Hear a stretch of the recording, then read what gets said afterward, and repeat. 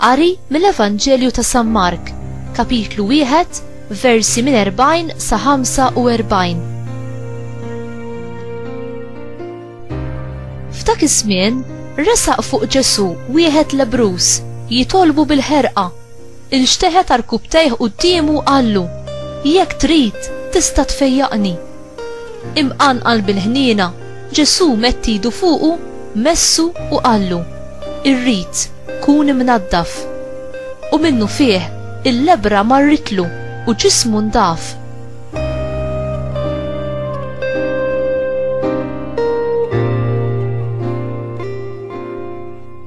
U widbu bisħieħ bagħtu malajr u qallu: "Qis li ma tgħid xejn lil ħadd, iżda mur uri ruħek lill-qassis u għamel offerta għal fejqan tiegħek kif ordna Mosè biex tkunilhom ta' xhieda."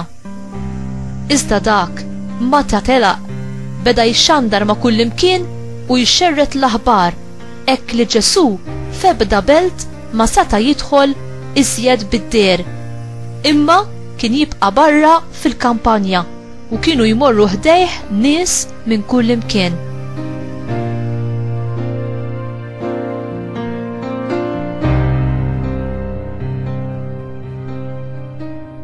Il-kelma tal-mulej, tifħir lilek Kristu.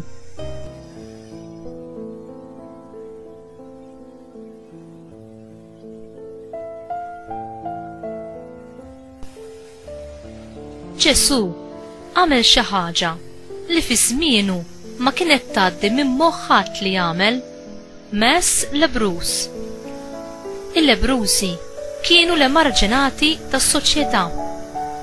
Il-kundizzjoni fiżika tagħhom kienet dejjem tikkrava, hekk kif kienu jibdew jitilfu partijiet minn ġisimhom.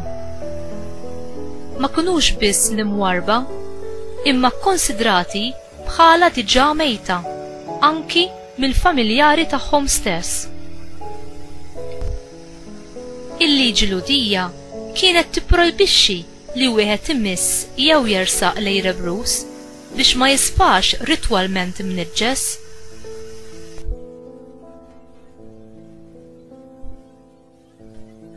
Il-lebrus tal-Vanġelu tal-lum għamel xi ħaġa ta' min jinnuta u resaq lejn Ġesu b'kunfidenza u b'umiltà u emmen li Ġesu seta' u kien se jfejqu. Normalment lebrus kien jiġi mħaġġar jew almenu imkeċċi jekk jipprova jersaq qrib Rabbi, jiġifieri mgħallem bħal ma kien Ġesu.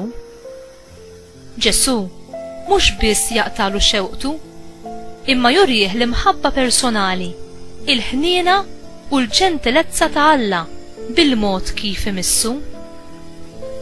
Skont l-arfin mediku ta' dak iż-żmien, li tmiss lebrus kien ifisser li kont se tkun f'riskju gravi li tieħu l-istess marda tiegħu.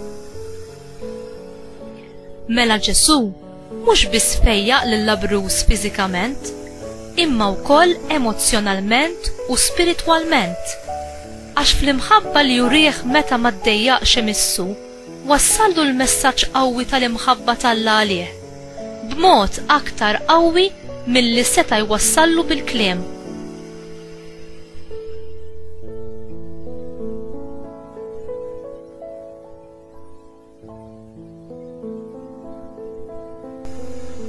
L-Ispirtu Santu iħeġġeġ lil qalbna bl-imħabba ta' Kristu biex aħna wkoll ikunu nistgħu nilħqu u nservu lill-oħrajn mimlijin ħniena u nieħdu ħsiebhom b'kompassjoni, mod speċjali dawk li ġew imwarba u maltrattati.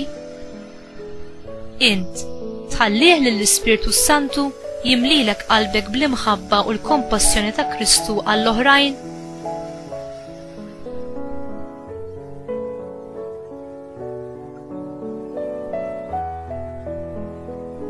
ħatkun il-qawwa ta' mħabbtek mulej Ġesu, tħeġġeġ bl-imħabba u l-ħlewwa li tant tippenetra fil-qlub tagħna li tbedhom minn dak kollu li hu taħt is-sema, taqgħadhom dejjem iżjed miegħek u tiftaħhom għal bżonnijiet tal-oħrajn.